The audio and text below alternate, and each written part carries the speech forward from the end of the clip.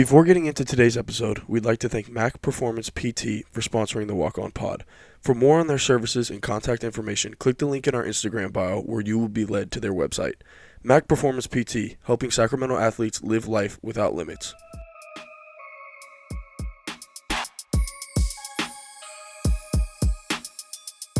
Thank you for tuning back into the Walk On Pod. We got a special returning guest for us today. If you're watching, you can see we got our main man Cameron Salerno with us, and I'm glad he's here, especially tonight.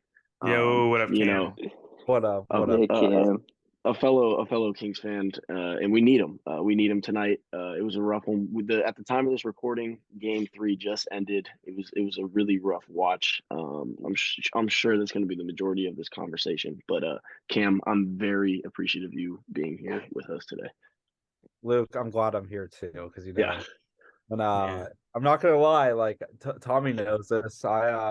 We went back and forth on game 2. I said some stuff to him that maybe Cam came in real reckless after the game 2 win. the adrenaline was pumping. I mean, it was being at game 2 was honestly as good as being at game 1. Luke, you're at game 2, so the energy was crazy, especially down the stretch. Like after Draymond got ejected, it really changed the whole momentum of the game. And I just thought it was crazy when Draymond got ejected. Like his little act after was insane. Like I've never seen anything like that at an actual like NBA game. Yeah, what was that like in person? It was crazy because I didn't even realize he was doing it. And then you saw him kind of like get hyped up after. And then like so the perception that like on social media is like he waited around like after the ejection. Like this was all during the review. Like this was pretty obvious he was gonna get ejected. Like they kept showing the replay. Obviously, everyone realized that he stomped on Sabonis. And also too, like watching it live, I didn't realize that Sabonis grabbed Draymond's ankle. Bro, that's a really good point. Because I wasn't even paying attention to. I didn't even see this stomp happen because I was watching Steph with the ball. Like I wasn't even paying attention to because people fall on the floor after rebound. Like there's tussles for Yeah. the ball, and Yeah. so I was like, whatever, they're rolling around with each other. Yeah. But like, I saw him stomp him, but I didn't realize it till it was funny because after the whole incident happened, I tweeted that Sabonis got teed up, and I was kind of shocked. I was like, why did Sabonis get teed up on that? And then like people were like, oh, like he like it was justified. So I was like really confused. And I saw the replay. I'm like, okay, like I understand like why he got teed up in that situation. Yeah. But no, being there live was pretty unreal. Like it was something I've never seen. But I mean, Draymond, if he doesn't do that act like in front of Silver at the Kings game, he probably doesn't get suspended. But I don't know. I just think it was pretty crazy to see. Yeah. No, I agree. I agree completely. I feel like it was funny to watch the fans. Like we all know that the Kings fans are passionate and stuff, but it was so funny because I was on the opposite side of the Warriors bench that he was jawing with. And like even people up in our rows, they were like, yeah, like dogging up on him. I was like, yo, whoa. Like it was so funny. Like the response from everybody was pretty crazy. But I think I was gonna say the interesting part now that the Warriors finally won a game is that we will have game 5 in Sacramento, which, I think Draymond's gonna get a warm introduction when he gets the ball. He's gonna get the Marvin Bagley treatment. I don't know if you're at the Pistons game or saw that, but when Bagley got the ball every single time he got booed. He got booed the relentlessly. Sabonis treatment tonight. And Sabonis, the same treatment, which I get it.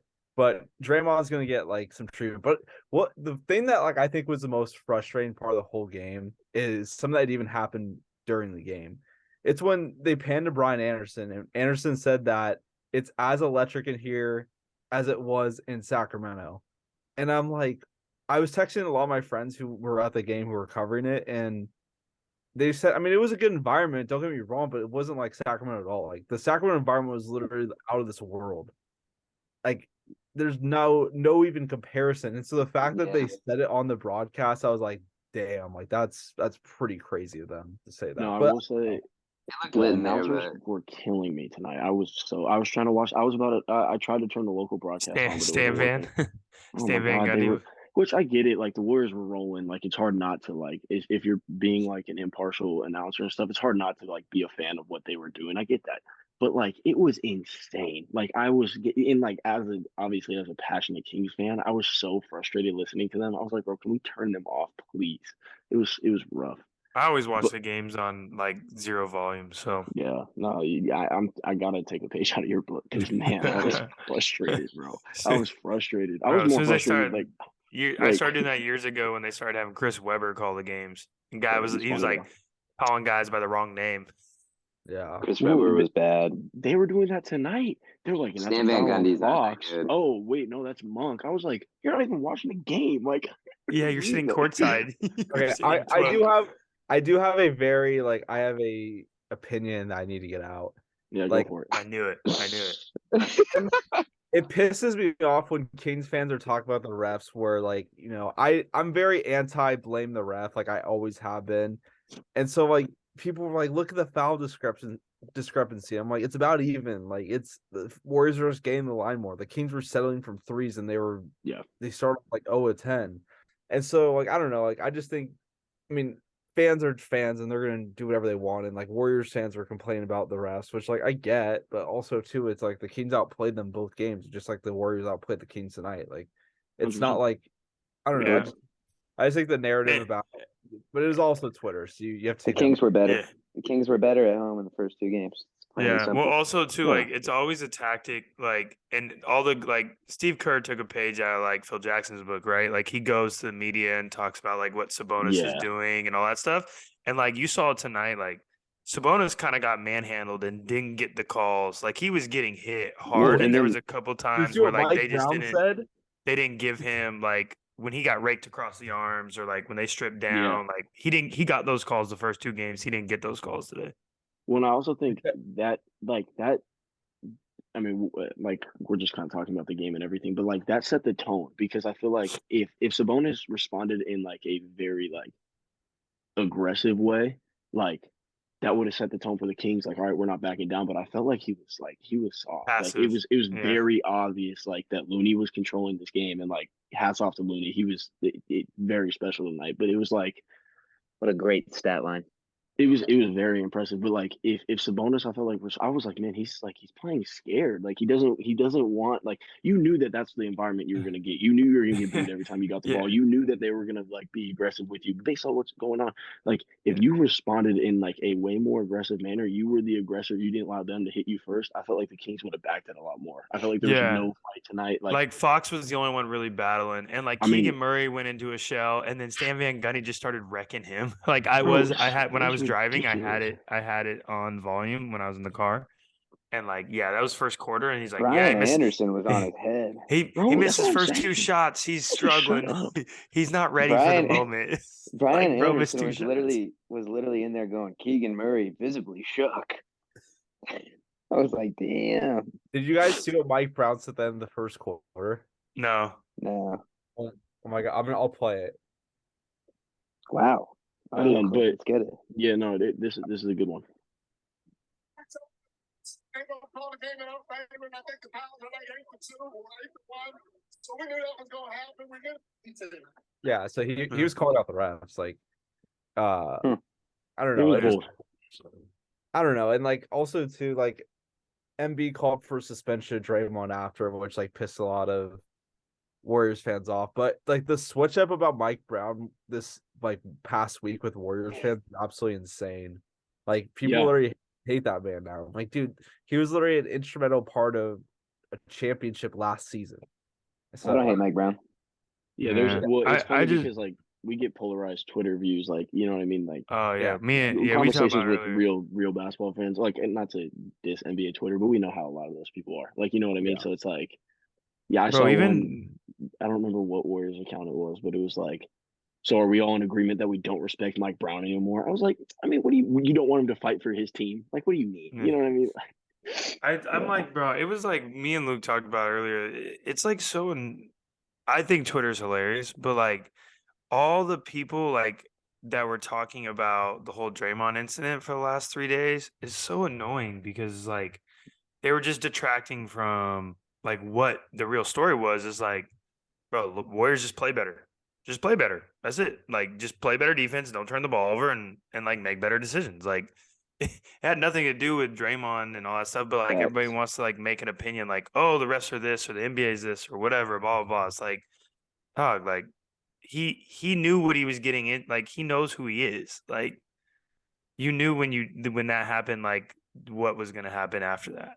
So and it's the bottom line is, do you really think the NBA would rig a series where they could potentially get the Warriors versus the Lakers, which is probably going to be the most viewed second round matchup of all time if it happens? Yeah, The like favorite Sacramento Kings Steph LeBron probably matchup. That I mean, well, it happened during the play-in, but like in 2020 or 2021. Yeah, or 21. Yeah. But like, if a full series would literally do crazy rating numbers, it'd be insane. So I don't know. Just the people like gain on, and people who haven't even watched the NBA this year. Like, I get if you're someone who religiously watches the league and like watches every team, like sure, you can make that take. But the guys who literally casually watch like a game a week, or like they watch only half the league play, and then they're like making these like strong opinions. It's crazy to me. So I mean, like you said, like Twitter like only probably represents, I say, 20-ish% of a team's fan base, if that. And so I think there are some interesting characters on Twitter, but at the same time too, it's at the end of the day, like Twitter's not real life. Yeah.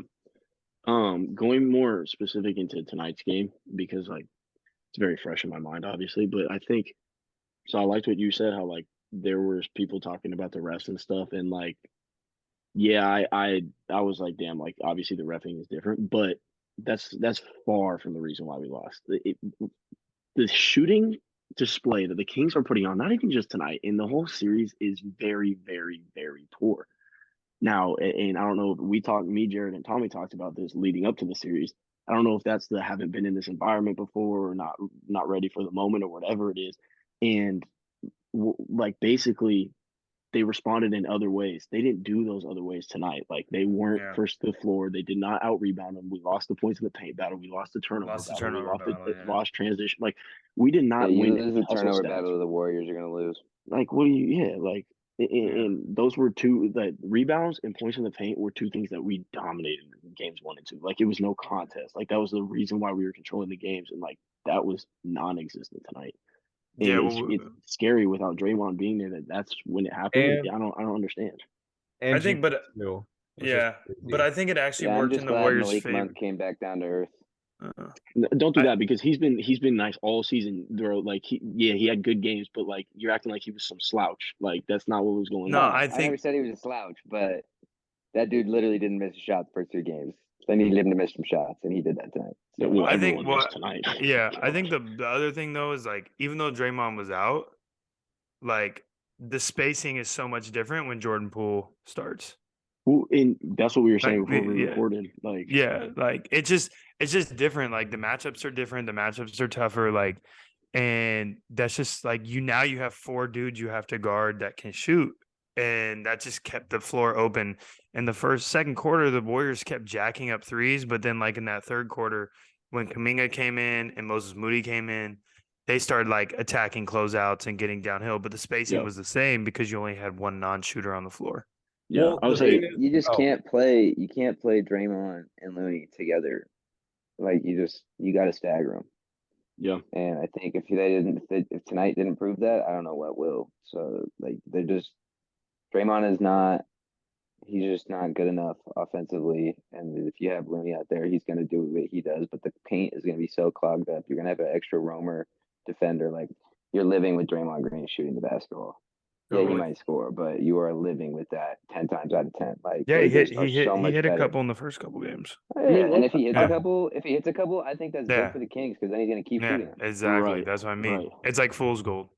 Yeah. No, 100% is fool's gold. You just got. They have to stagger the bigs the rest of the series. Well, yeah, also, I'm sure they took something from tonight. Like, they have to. Like, me and Luke kind of talked about this a little bit too. Like like you said, the matchup for the Kings tonight were terrible, because you had to have Keegan guard Jordan Poole, because obviously HB's going to guard Wiggins, Herter's going to guard Clay, Fox is going to guard Curry, and then Sabonis is going to guard Looney. And so it's kind of like the odd man out with Keegan, and Keegan had to match up with Poole, because obviously you're not going to put HB on him, and you could put Herter on him, but then you like you'd rather have HP on Wiggins. And so it just was a weird lineup tonight, but also too, like, the Warriors closing lineup compared to the Kings two on game 2 was interesting because they rolled with GP2 as like the 5th starter when Draymond got kicked out of the game. But then the Kings counter, they went with Davion, Malik, Fox, HB, and Sabonis, and so they went small too. And so like I just think it's interesting. I mean, obviously it's not like he's done enough to earn the minutes, but Keegan, I don't know how many minutes he played tonight, but he played only like 14 minutes in game 2 and game 1, like the first 2 games, and I think he played like 20-ish minutes tonight. But I think he averaged like 29 minutes in the regular season. So for him to get all these like less minutes is pretty crazy. But like I get it, like it's part of the game plan. Like Keegan's just not ready for the moment right now. You can't have him on the floor if Jordan Poole's on the floor and he's giving you nothing offensively. Right. Like you have to like that the Warriors struggle when they play 3 guards when people attack Poole. Like if Murray's just roaming around there getting called shook by the announcers, like you're like the Warriors are going to be able to play that lineup all day long against that. Well, and Poole's not really a good defender at all, and so that's what like I'm saying. And you they're have to punish him. They're hunting him on defense, and I don't know. Like with Draymond out, like I'm just really curious how Game 4 is going to be because when Draymond's obviously going to start, and so you're going to go back to the same lineup you had for Game 2. And obviously now you have Moses Moody who's playing pretty well. Like, are you going to put him in the rotation? Are you going to put Kuminga? Like there's not enough minutes to go around for everyone, obviously. So like I'm just curious if Moses Moody gets extended minutes because he's earned it. But like also too, like my semi-hot take is like I like Steve Kerr as a person. I just don't think he's that good of a coach. Like his rotations are terribly mismanaged. Like, how are you not playing Kuminga and Moody like extended minutes throughout the regular season? Like he'd rather play Anthony Lamb for 20 minutes than your former 7th overall pick Kuminga. And I mean, also too with Moses Moody, like he looked really good tonight. Like he stepped up, and like you need to have those young guys step up if you want to contend still going forward, especially with like the uncertainty about Draymond. And so I mean, who knows what's going to happen this offseason, because I think Clay is a free agent too, and like he was a bag, and Draymond obviously wants to get paid too, and like who knows what happens like the rest of the way, like if they lose the Kings or if they get eliminated, they don't win the finals, they win the finals. Like I think Draymond's gone, and I would be really surprised if he came back. But also too, like Steph clearly wants him back because he will go to bat for him. And so like what do you do this offseason? So I don't know, it's a whole other talk for another day, but I just thought I mean, I like those are all good points, Cam, but the problem was early in the season is that Kuminga was struggling with like the rotations on defense, and that's when they still had James Wiseman, and he was also getting stuck in a position where they were trying to get him to play the 3, and like that wasn't working. No, so, he's a 4. He's a 4, and really he played small ball 5 today. So it's like, I don't know the Moody situation, but Moody should definitely play more. But now it's like he's locked in. He's good, man. Yeah, now it's about he did really well. He did really well. I want the Kings to draft Moody in 2021. Like I thought they should take him, or I was pretty convinced they should take him. Then they obviously took Tavion, but it worked out. But yeah, Moses Moody, good player, and I want the Kings to draft him a few years ago. It's interesting the point you bring up about Draymond, because I was thinking this during the game too. So like, let's say this series shifts a little bit, and Draymond, because of the way tonight went, he doesn't play as much, and the Warriors are successful because of it, right? You add that on top of this suspension stuff, and like me and Tommy have talked about this. It's his contract year. Like this can't look good. This is the way he started the year. This could be the way he finishes the year. Then you add that on top of his team being more successful without him in. How bad do you think that hurts him going into this contract stuff? Like I feel like it might tarnish him a little bit. Like obviously it's still Draymond Green. He has a championship resume, but like I don't know. It definitely hurts him. It definitely hurts him. I just think we still know what he can do defensively, and like obviously I watch like every game. Like he is still more than capable of absolutely wrecking a game defensively at this stage in his career. And I mean it's just like if they do lose to the Kings and Draymond comes back and they continue to play poorly, like when they were with him, or not finishing games strong, like it's hard it's going to be a lot of tough questions and conversations to be had, because if he really wants a bag, I don't know if you can give it to him this I have late a in his take. career. I have a take. Let's I'm go. telling Let's you, hear it. I'm telling you, I know where Draymond's going if he doesn't go back to the Warriors. To He's gonna Lakers. go Lakers. He wants to go over there with his big bro LeBron. What are we talking Yeah, about? he's gonna go Lakers. I feel like that's yeah. yeah. And If it's funny, I mean, I think realistically he's probably gone if they are anything less than another finals appearance. Yeah. I mean, there was also chatter like about the Kings, but that's not happening now. Nah, hell no. Yeah. I hope not though. I don't want him to let him go, but Draymond is outspoken and Draymond is stubborn, so he's gonna do what if he can get a bag elsewhere, he might do it. Hey, he's just like us. He's probably podding right now. He probably But is. also the other thing though is like he's a really smart basketball mind, and he knows that he can't play with LeBron.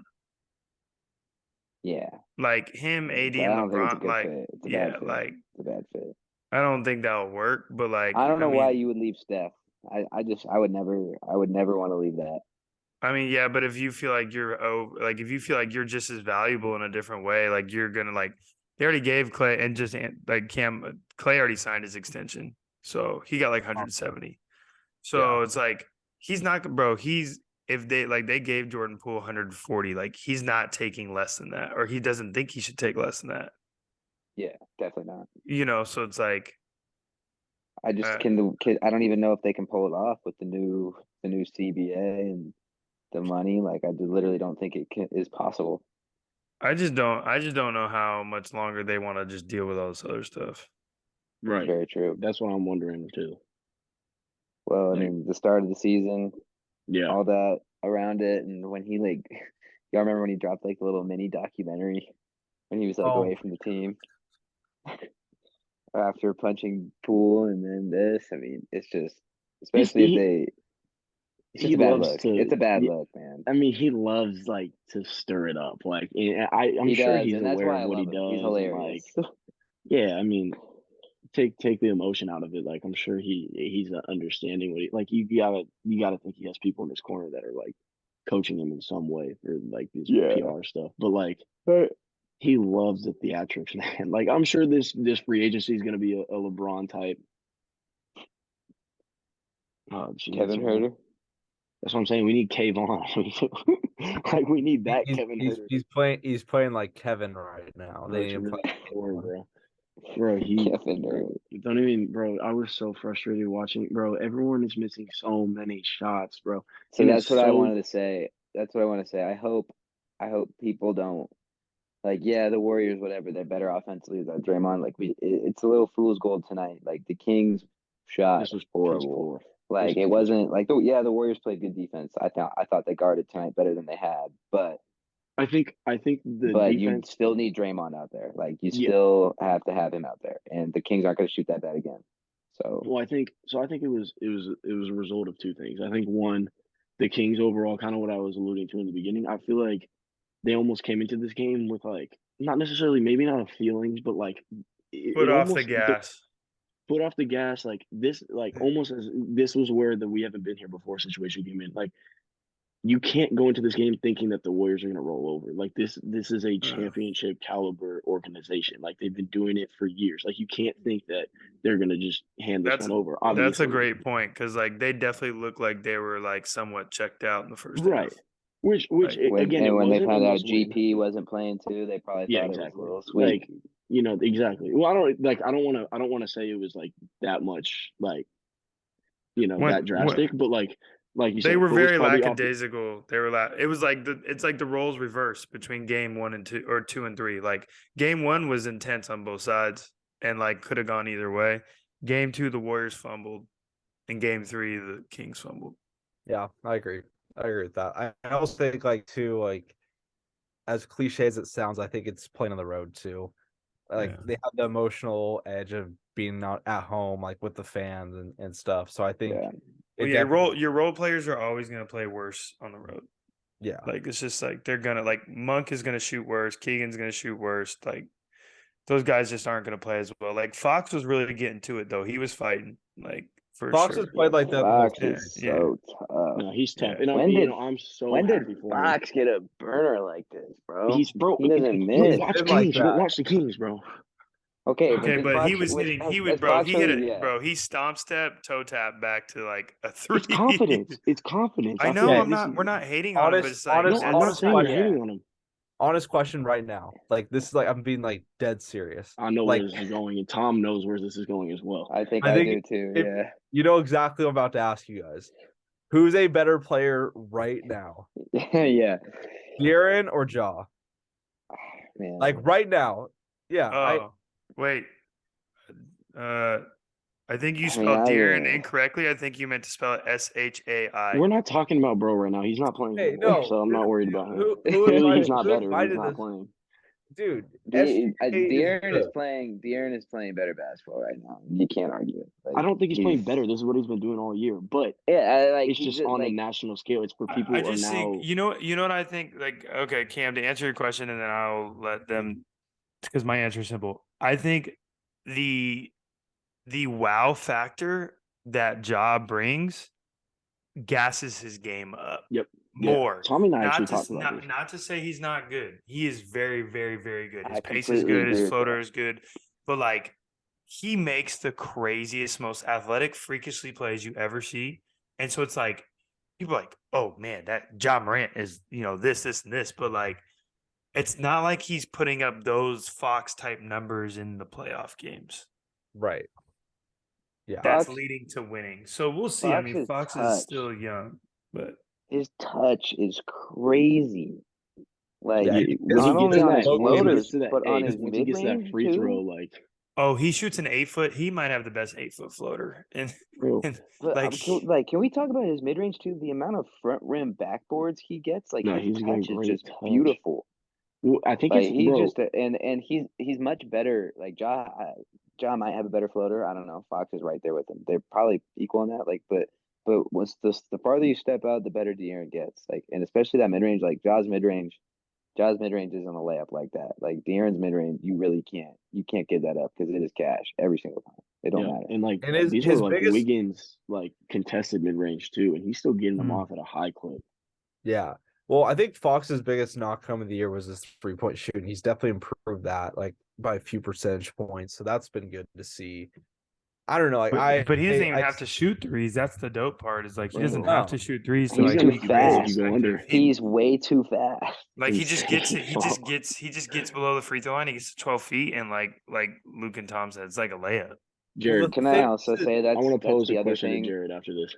All right. That's the other thing I've been so impressed with the Kings is it doesn't matter if you score or if you don't. Like that ball is out and Fox is at the opposite Yeah. 3-point line in a second and a half. We were watching the game tonight and I'm like, bro, they just scored and Fox is already at the free throw line shooting a Bro, floater. Steph hit a tough ass rager, and then Fox comes down the left side, and then Yeah. in and out push cross, fucking hit one. That Yeah. clip of back. Mike Brown, The that game clip of won Mike Brown one. turning on the Jets at the beginning Hey, of the man. year Mhm. really, they like it's impressive how they are able to do that all game Well, with long. like 4 minutes left when Steph hit that crazy corner 3, and then Fox literally within 10 seconds answered him with a 3 of his own. He did This that is like a 3 4-point times. game. Yeah. Like the shot making game 1 was incredible. Like it was Yeah. the thing is the Warriors the reason why the Kings won is because the Warriors would throw a punch and the Kings would throw a punch right back. And in Yeah. game 2, they really kind of finished them. Like when Davion hit that 3 to go up by 9 with like a minute and a half left, like the game was over. But like tonight, the Warriors literally punched first and they kept punching. Like they never were down. They never Yeah. trailed. It's a big And time so they matchup. just completely outplayed them. So that's Responding fine. like champions. Yeah. What's up, Luke? You got a question? Yeah. So Tommy and I were talking about this. So let's say you're playing against the Kings. Your matchup is De'Aaron Fox. Where are you guarding him at? Like how far off or how like where as a defender where are you attacking? Yeah. No ball Just- screen. I'm talking just 1-on-1. Oh, 1-on-1. Yeah. You don't have Um, to fight over a ball screen. So what I would do is I would I'm I would standing at the free throw probably- line. no no I would like force him to the left side. I would like try to push him left. He's And left-handed. then Left? I would try to push him left and push him towards the outside of the elbow. Like I would just try to beat him to the elbow. if that makes sense. Yeah, Like, you're not beating him anywhere. Though. Yeah, I No, mean, no, but- you asked me as if, are you talking, we're not talking about obviously me, the basketball No, I'm trainer. We're saying talking about you. me I'm as an saying you. NBA player. No. I'm saying you. Oh, me like right now? You can even say you in your playing days. Oh. I'm talking Jared Waters. Oh, I might be standing at the Halo waiting to take a charge. Bro, I said the free throw line. I'm like, hey, bro. I might be like, hey, Bro. man, like, this is my best chance. If you take off, it's either going to go one way or the other. Either I'm going to get killed and get dunked on, or I'm going to get the call. Okay, but the thing is, I just want to add something just real quick about the whole Jaws Fox, and then we can move on. Oh, no, I have another piece, too. No, the thing is Fox like made those athletic plays like during his rookie year, his first year, second year, and then there was like a stretch where he didn't really. I mean, he dunked, but like it wasn't like crazy dunks. Like he's had a few this year. Like the one, it was on Big O. I'm pretty sure. Yeah. Yeah, Where he he two-handed. posted it. Was it- Yeah, he two-hand over the top. On your Yeah. nipple. Yeah. The Fox is Olynyk dumb one was athletic. crazy. Yeah, the Olynyk Yeah. one was crazy because he bodied him first and then he went up and dunked it. And then the one on Big O, like he just went up one hand and just dunked on him. Mhm. And the funny part is like the crowd reaction was so delayed because people didn't realize he like dunked on him like that. So But Fox is dumb to athletic, but he's not Ja. He's not Ja. No, level. No. Luke, in all seriousness, like I was gonna say one other thing after we were kidding around is like, I'm gonna try to keep him left because that way he can't pivot back to his fadeaway, right? Like if I let him go right, I'm not gonna be able to keep up, right? So it's like if I overrun it, he's gonna spin off me or he's gonna pivot away, and that's cash.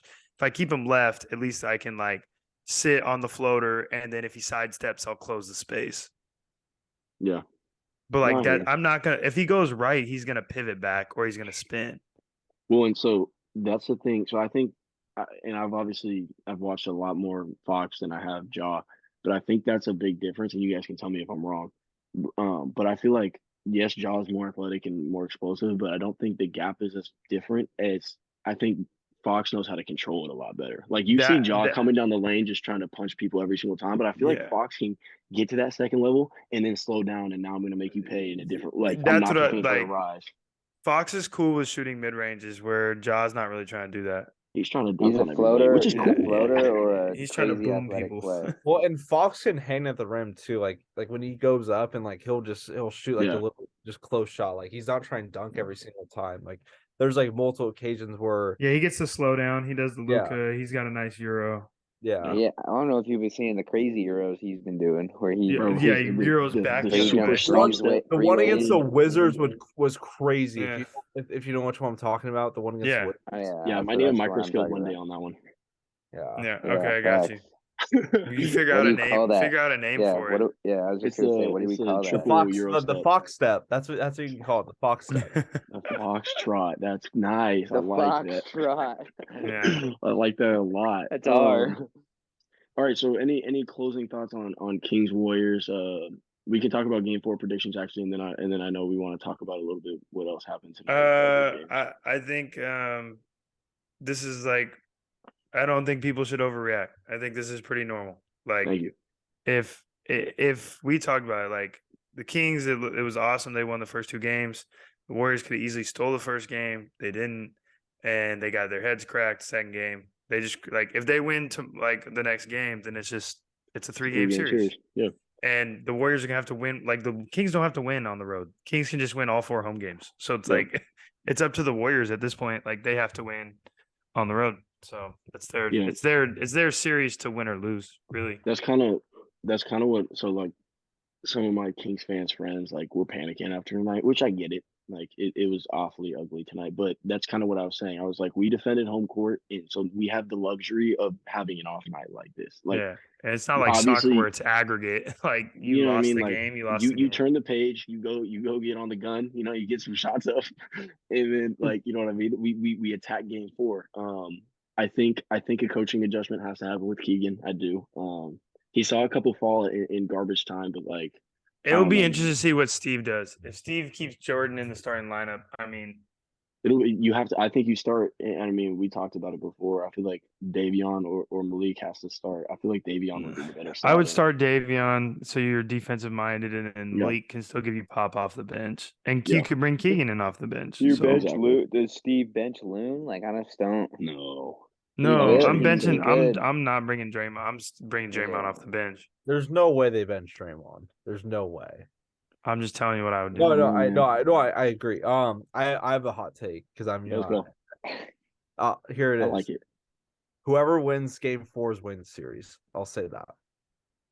I'm not mad at it. Interesting. Because I don't know. let me back up my claim. I'll tell you why. Okay, from a Kings perspective, if you win game 4, you're up 3-1. You have 3 chances to win 1 game. The Warriors, if you tied up at 2-2, you get a sense of confidence. If you're able to steal game 5 in Sacramento, go up 3-2, you have game 6 at home in a winner go or a win game or win and move on game, and the Kings are on the brink of elimination. And at that point, they would had won 3 in a row, and they'd have all the momentum in the world. And so I think really who wins game 4 is gonna win the series. That's my opinion. Yeah, I'm not mad at that. I think as an optimistic Kings fan, I think the Seals got a break at one point. Like we've been talking about the shooting numbers from the first 3 games. I think an extremely explosive offensive game is coming out of Sacramento. I would love it to be game 4. I truly would. I think it's more plausible for it to happen in Sacramento. So if that's game 5, cool. But like, I would love for them to just like we're like shoot the ball at the percentages that they have. I'm not even asking for them to do something crazy, but like I think if we shoot the ball that we're supposed to, we're putting up 130. Like I think that's the pace that these teams are playing at in this series. That's 130 plus points. That's hard to compete with. So I hope that's game 4 that they just they finally find the bottom of the net because it'll be tough to stop at that point. And also the Warriors only scored 114, which is like the Kings defense is playing decent. Like I mean, both teams aren't really making. They're guarding. They're playing more than decent. They're guarding really well. I think that's what's surprising a lot of people. Yeah, I said that to someone the other day. I don't remember if it was Luke or not. I don't think it was. Well, I think we talked about it a little bit. Yeah. I don't know. 114 is still a lot of points, though. Yeah, but what are the Warriors? Not for sure, but like what? I mean, the Kings were number 1 in the league, and they averaged 120. That's what I'm saying, though. I mean, the Warriors right behind them. I know, but the Warriors right behind them at 118, so it's like. So we held them. You're right. You're right about average. Yeah, but if we play our offense to the what we've put up, then that's what I'm saying. I think we're gonna get. I think the Warriors are gonna continue to defend home court. I think they're gonna tie the series up after game 4, and I think we're gonna get another game 1-ish game in game 5 where it's gonna go. Both teams are gonna be locked in, and it could go either way. I think that's what's gonna happen in game 5, and it's gonna come down to executing. I mean, the Kings just executed better game 1. If Wiggins hits that corner 3, it's probably 2-1 Warriors right now. Like I think that's what's gonna happen in game 5. I think it's gonna come down to the wire. It's going to be a battle. Atmosphere is going to be crazy, and it's not going to decide the series, in my opinion, but it's going to be pivotal. The atmosphere, the crowds played a role at both arenas at this point. So, yeah, Chase was lit tonight. It wasn't. No, it was. The thing that bothers me about Chase is they don't rep the shirts like they did at Oracle. Like Sacramento had a sea of white in the shirts the first games. Like the Chase fans for some reason, like most of them, a lot of them wear them, but like. It's not the sea of yellow. It's not the sea of yellow like it was at Oracle every playoff game. Most of the people that go to those games don't even watch real basketball on a regular basis. I'm saying. They're going because it's a cool thing to do on a Thursday night. Exactly. But they were still loud, so I give them the props. But like, no, they were. I just wish they were heard tonight. Yeah, that's what I think is gonna happen. I think it's gonna be 2-2 going back to Sac. And it's gonna be a high level of game 5.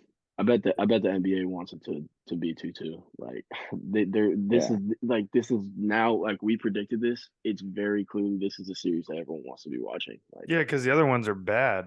It's crazy. Bad bump. Yeah, and honestly, can we talk about like and honestly, like the last two games of this hasn't been great basketball either. But it's entertaining to watch. It's compelling, it's compelling to watch. For sure, but like 18 turnovers in the first quarter of game 2, like that was horrible. Like, I don't want to keep bagging on the Sixers and Brooklyn series, but like, bro, can we just end that now?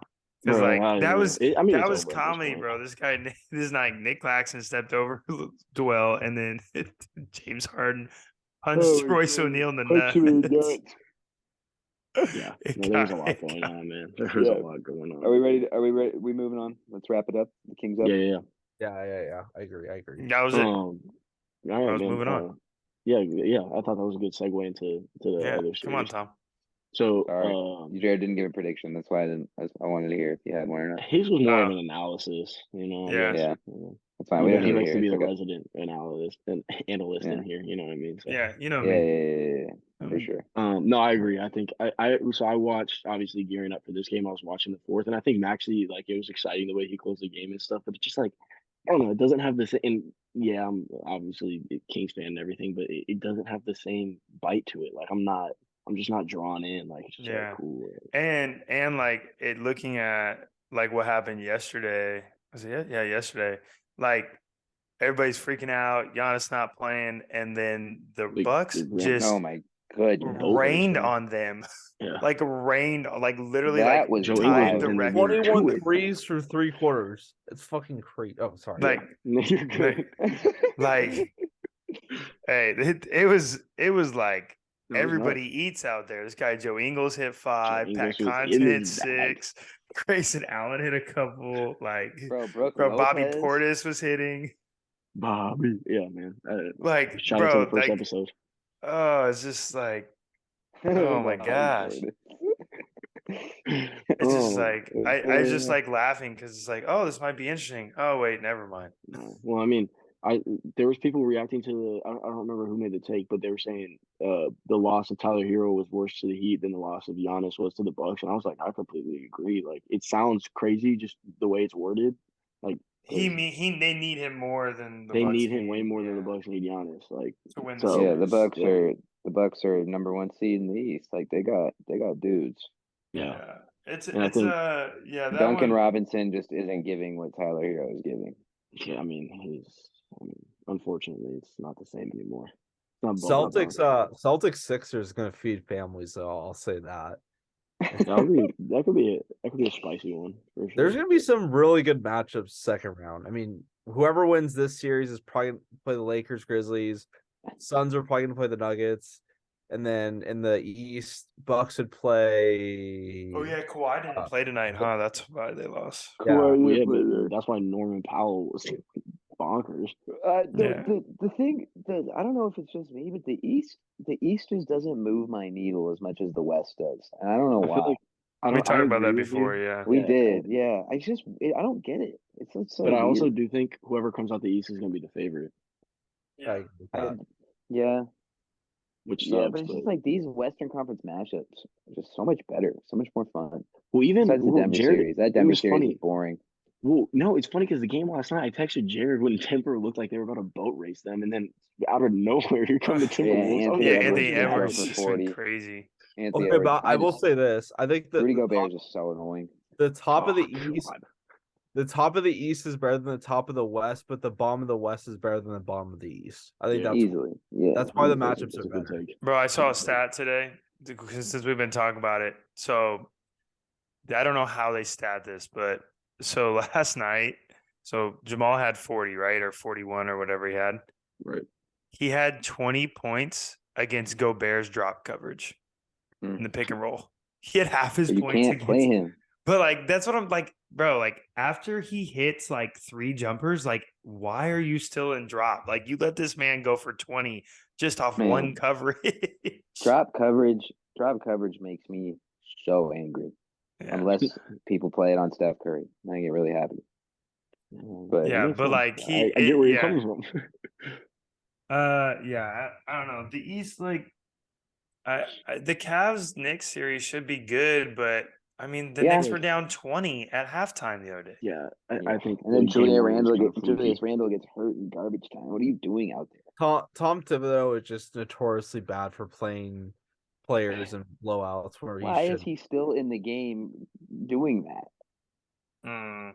But I mean, the I just Knicks hope did the their job Cavs. though. The Knicks did their job though. They got the road split. Like Yeah, but yeah, if they got go home and blown, get but banged again. Yeah, I think that might be their only win, honestly. Yeah, You think Like the so? Cavs. I mean, the Cavs they're The good Cavs are defensively. nice. Yeah. Cavs I are just really hope good. that's what I'm saying we talked about last time. I really hope that they can push like Milwaukee next round. Well, the way that I DG think played they in can. game 2 was special. He was Because that fun to might be watch. the only series that I'm interested in.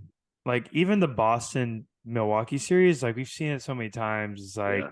We've seen it every year. The last like okay, freaking like 3-4 Al years. Horford's gonna guard Giannis, and he's gonna struggle in the beginning, and then he's gonna figure it out. And Jason Tatum's gonna cook, and then he's gonna start shooting crazy step backs, and then Jalen Brown's gonna be like, "Oh, crazy step backs! I'm right there for that." And then they go down. Yeah. Yeah. Facts. I don't know you're wrong. Yeah. So consensus here, West reigns supreme. Tommy and I manifested the greatest first round matchup we're seeing. Yeah. Yeah, there's not much. I 100%, really hope. I'm well, enjoying okay, Lakers Grizzlies though. I'm enjoying I have one Lakers other thing Grizzlies. though about I was gonna go there. So why do you think Anthony Davis is so up and down? Man, Because that was a really it's such a good question because mediocre stat line. when he's up, he is so Top 5. freaking good. Top 5. He's so good. Yeah. Yeah. Like when I he's don't up, get it. he's top 5, bro. It's not It like just it's not seems- even up for debate. Yeah, he might be top 3, top 2. Like he's Yeah. that bubble run. Like Yeah. I solely believe the reason the Warriors drafted James Wiseman was because they saw what Anthony Davis did in the bubble, and they're like, we have to go get big. Like we have to go have someone that can match that. And then AD just has not been the same since. No. But I don't I- like injuries, but like I just feel like he doesn't come locked in every night. I feel like it's the foot on the gas thing too. Like Yeah. I feel like he feels like sometimes he can coast, and like you see that in the way he plays. Like he'll settle for bad jumpers a lot. Like especially when Yeah. he has mismatches and stuff. Like it feels like I don't know. Like there's not When he's like ripping, when he's facing up the elbows and ripping and going and spinning and like trying to get to the rim, like he's so good. with his And size then and mobility. There's no Yeah. reason he doesn't get to the rim at Yeah. that ease every single time. And then he's probably the best defender in the world Right. when he's getting going on offense like that, because then he's just beating everything up at the rim, and his switchability is crazy. Like if I don't know, he it's just an interesting plays, thing, if he but just it's been plays how he should, Yeah. they're That's because like unreal. And they then- should win that series. And they Yeah, looked they're really better. good in the first game, and then the second game they just laid an egg. So maybe it's the same thing. We're like, oh, we stole one on the road. We're Like, on we did chill our mode. job. Yeah. Yeah. Like let's just That was take my it back. argument. That was my argument though the other day that the Grizzlies sometimes play a little better without Ja. No, you did say that. They You've moved been the saying rock. it's well documented moved the that rock. you Yeah, believe their that. They moved the their rock starting and they lineup, guard. their entire starting lineup was in double figures. And Well, I Tyus is a saw- really good backup. He's That's what I probably- was just gonna say. I was just gonna say that I saw someone talking on Twitter the other day. It's like Tyus Jones is just so perfect, such a perfect point guard for what the Grizzlies want to do when Ja's not Yeah. on the floor. Like he doesn't turn the ball over ever, and he is very efficient. Yeah. So like Agreed. when Desmond Bain can get going, and then Jaren Jackson and freaking Xavier Tillman had like 25 last night, like they're good. Yeah. Yeah. Yeah. I don't know. But I It's a still fun think the series. Lakers. I still think the Lakers are probably gonna. I think LeBron is gonna overpower them. But Yeah, he needs to stop letting Austin Reeves cook and just take over the series. I'm all for Austin Reeves cooking though. He I is think- cooking. I like Oh his my bag, dude. goodness. I like his I, bag. Yeah. I said Really really good. 6 before the series started, just because the Lakers really didn't move me in the plan. But also They did too, look bad. They looked bad. their like roster construction, like at the post trade deadline, is incredible. Like they got Mhm. everything they needed. They have Vanderbilt, who literally is a defender who you can put on John Morant, which is absolutely insane. Like if the They Kings could. would have got a guy like that, it would have been incredible. And then Ruiz played really well the first 2 Yeah, he games. stepped Yeah, up. he careered game 1. And then then Reeves has been good too. So like their whole their roster construction has gotten a lot better. I mean, if they have Russ still and they don't make moves, like D'Lo has been on and off, Beasley's been on and off, but like the moves they made literally made them a playoff team. I strongly believe that. If they don't make Hey, those Russ, moves, Russ looks way better out of there. yeah, I agree. Like I Yeah. mean, he's Playing with a good LeBron is player. tough, man. That's probably what Definitely happens to different AD spotlight. sometimes. Yeah, it's just playing with LeBron is hard. Yeah, He just looks commands like a and controls the completely game different player. so much. It's good to see him playing like that with the Clippers. Yeah, because like yeah, people, I the do the very rust, not the like rust Russ. hate, the rust hate is so bad. I Like hate I it. hate It's it. corny. Yeah. It's not Bro, fair, did you bro. did you see the video with him with fan? that fan? Yeah. Yeah, Tommy, did I send you the quote tweet of like what someone said? I He's think like, you did. yeah, about how like he's like, I thought Russ was in the guy's living room. Yeah, It that was Yeah. looked like weird. that. That was weird. Because it looked No, like I'm like, how did he get in there? So like what it is like so to get to the visitors' locker room, All the right, big way time they did tunnel the guy. okay, shut up. The way they did the new arena there is that the way you can get that's the shortcut to get to the locker room. And there's like a fans like area, kind of like at Golden One where like you can Yeah, stand out and like Yeah. like high five the players as they come out of the locker room. Like the same thing. So it's like if you walk through, you can walk. A lot of guys walk through there, Yeah. but you run the risk of that, obviously. Yeah, Yeah. Which is like saw I a don't know why quote. the designing is terrible. I saw a quote of it where it was like, I don't remember exactly what it said, but it was like about time that Russ steps to one of you guys. He's like, one of you Russ haters deserves to punch one of these times and stuff That's like facts, that. bro. I don't He know. gets so much hate, bro. Yeah, like I don't run up in the print room when Cam's in there writing a story and start dogging Cam. Yeah, exactly. Like Maybe I need it I sometime. don't run up in there like you're Close not his gonna computer run in in. his face. You're not gonna run up into a tech company and just like start getting on guys for their coding, Yeah, like no. calling them No, out you of their roll. names and stuff. Yeah, that's pretty funny. Yeah, That's That's pretty a good. good take. That's a really good take there, Jared. yeah. Thanks, man. I like that, Jared. That's why, hey, I've come to the determination that when fans are like that, instead of banning them or kicking them out of arena, there should be an octagon in the bottom Yeah, of every just let 'em arena. box. Throw them in the octagon with the player Let's after see the what game. happens now. And see if you're still talking like that. That would be pretty funny. We could get a couple. We got 4 people in motion here with that. We could get it rolling. Yeah, what? Start Just somewhere. put the octagon in the bottom, throw them in there, lock them in there. 3 minutes. See what happens. They'd be dead. All right, fellas, are we ready for starting 5 time here? I want to go first because I right. think I went last time. And Yeah, we've changed the format since then. So Yeah, I'm going to yeah. kick it to Jared to introduce. It was a Jared Okay, yeah, starting you go, 5. you go, Jared. I think it's Yes. good for the temperature of the NBA right now. So starting 5 is starting 5 all-time NBA goons.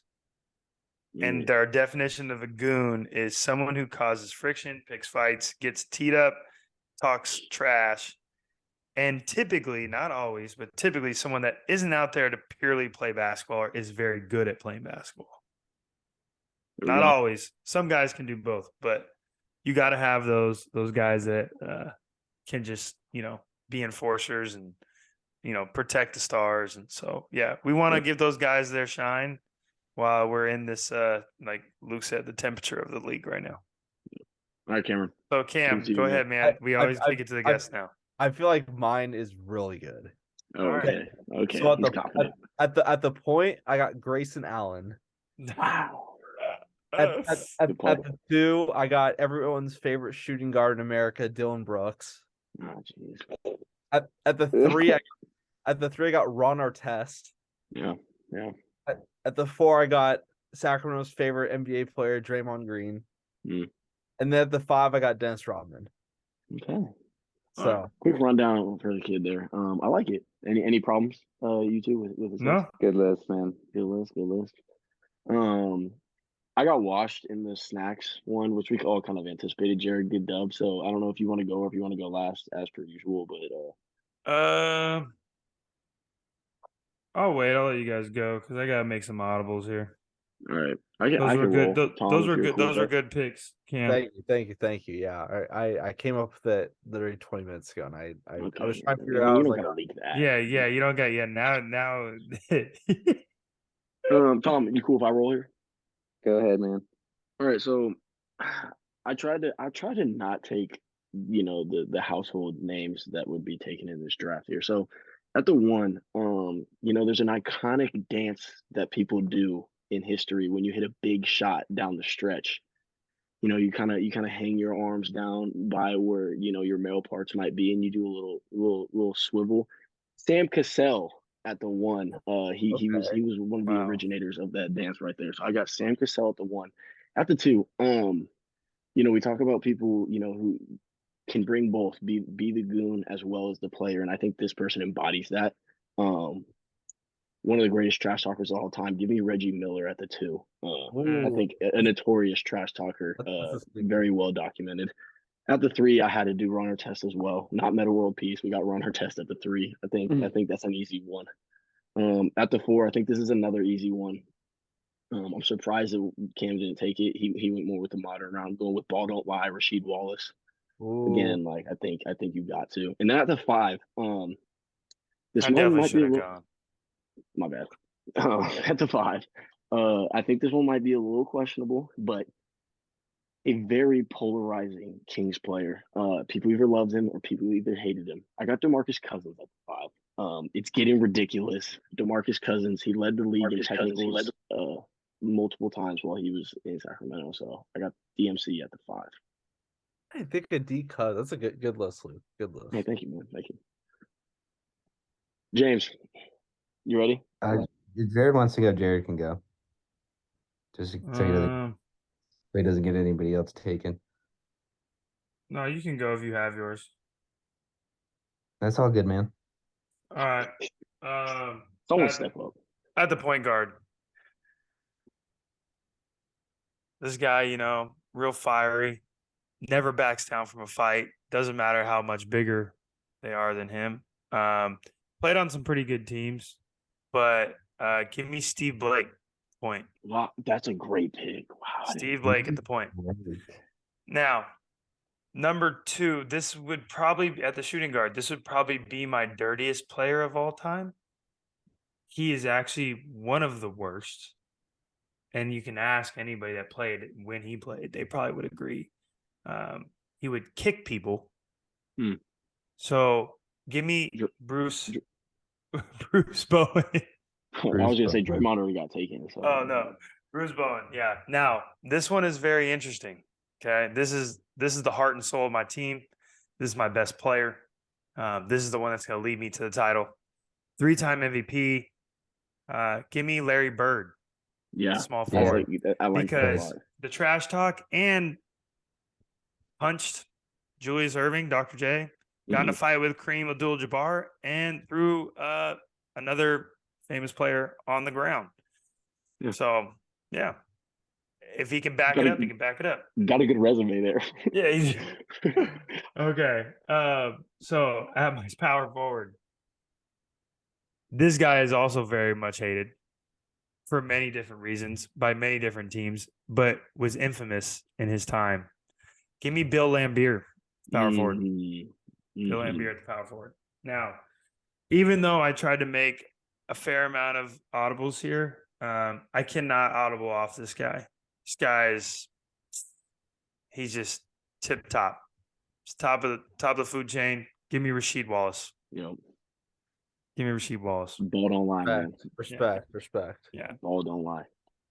I like it. Guy got a technical for looking at a ref.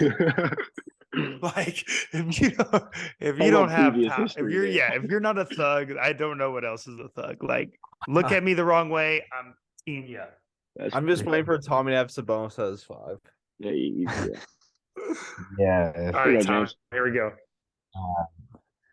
Sabonis.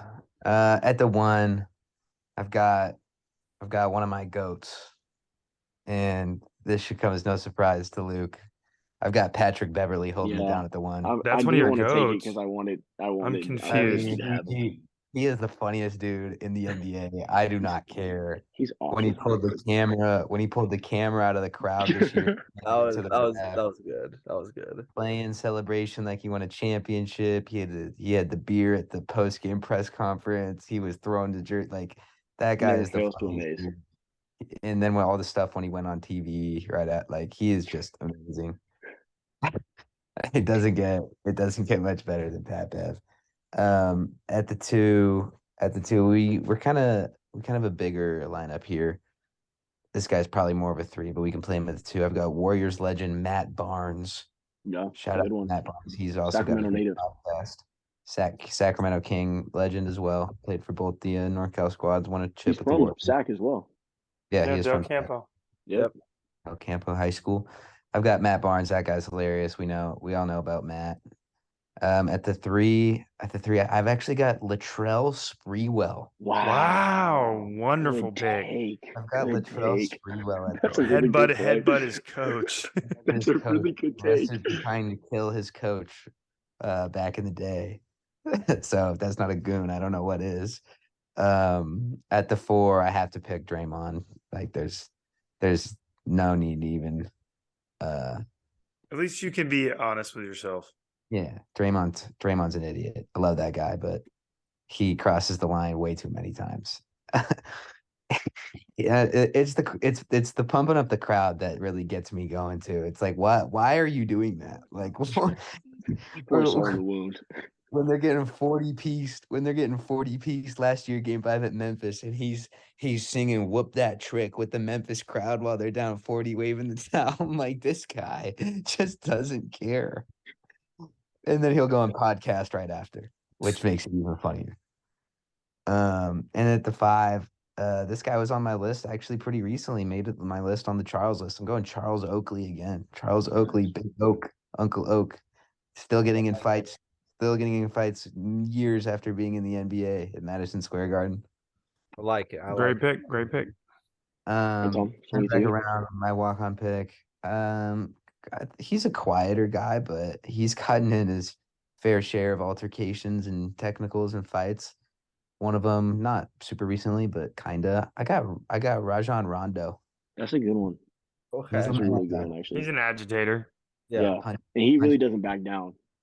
punch Brandon Ingram a few years back. Yeah, that's a good take. I like that. Yeah. Or not Brandon, he punched James Harden, or Chris, it was Chris Paul. He punched Chris Paul, yeah. Brandon Ingram was also in that fight. Yeah. So my walk on is a true walk on because I couldn't tell you how the rest of his career went. But he had 6 seconds of fame. And he's the only person to ever do it that was willing to step up to the greatness of Kobe. And that's Chris Childs, who 2-pieced Kobe in the face. Huh. Played for the Knicks. I don't know what else he did in his career. He was an okay player, but like Kobe was the GOAT or was going to be the GOAT, and he didn't care. And he I thought you were literally about to say Doug Christie. no. That was Rick Fox that he punched. This dude punched Kobe. Like he played for the Knicks and literally Kobe did this to his chest, and he went bink, bink. I like that. Yeah. Damn. So, Damn. All right, so for my walk on, I have a few that I really like. For my walk on, you always have a few. because like I feel like the walk on pick for this lineup specifically, like a single moment can define them being the walk on. But I'm gonna go with one that's near and dear to the heart. This is another ex-Kings player. This guy, again, I remember when during our dark days when we sucked, this guy was getting suspended or he had to sit games because he had too many techs in a year. Give me Mikey Moore. I don't know if you guys remember Mikey Moore? But this guy was not good at basketball, but got technical fouls every single game. Like it was, you knew he was gonna get a tech that game. It was insane, and he had no reason to be this like notorious with the referees, but he was. So I'm gonna go with Mikey Moore. We can, after Cam gives his pick, I can come back to some of my other ideas, but that one stuck with me right there. All right, Mikey Moore. I'm really glad no one took this guy because when you said like he had like a moment of fame, I thought this player was gonna get picked, but he probably has one of the most iconic pictures in NBA history of him blowing on LeBron. Lance hell yeah, Lance Stevens. He was Dylan Brooks before Dylan Brooks. Yeah. Nice pick. Yeah. So that's a good pick actually. I don't know why I didn't even think of him, to be honest. Luke, what were your second rate guys? So one I was leaning towards was a specific moment in this guy's career. I think he's kind of just a goofball in general. He was a Bucky, don't get me wrong, But the throwing the bowl of soup, J.R. Smith across the locker room, I feel like that's one that could not go unnoticed. So, like, I didn't know if he was going to get taken. I like the Mikey Moore selection, but I think bowl of soup, J.R. Smith has a strong case. Like, I'm telling you, that guy was. I can't argue with that. I like And I it. mean, the way he played like sporadic too. Like, he was just part of his DNA. And then you actually said Doug Christie was another one I was thinking. Another near and dear to the heart one. So yeah. Yeah, man. Good list, man. Jared, good starting five. I like that. We're thanks. getting creative over here with the starting fives, and they're continuing to be entertaining. Hopefully, but definitely, Jared, what you got for us? So, I'm gonna talk about bullies. And when I get my 50 chips a night, they call me a back nine bully. Okay, because bullies get bullied on my greens. So my path to scratch golf, getting right. Rory's a back nine bully. That's really crazy. He saw me wear the tee the other day, and he had Bullies get bullied on my greens. bullies get bullied on my greens. That's a good one. Nice. Randolph would have been another good one too. Yeah, Zebo definitely fits the criteria. Hey, great chatter, man. Great chatter this episode. Yeah, Cam, thanks for jumping on with us after a rough night for you. Definitely, Tommy.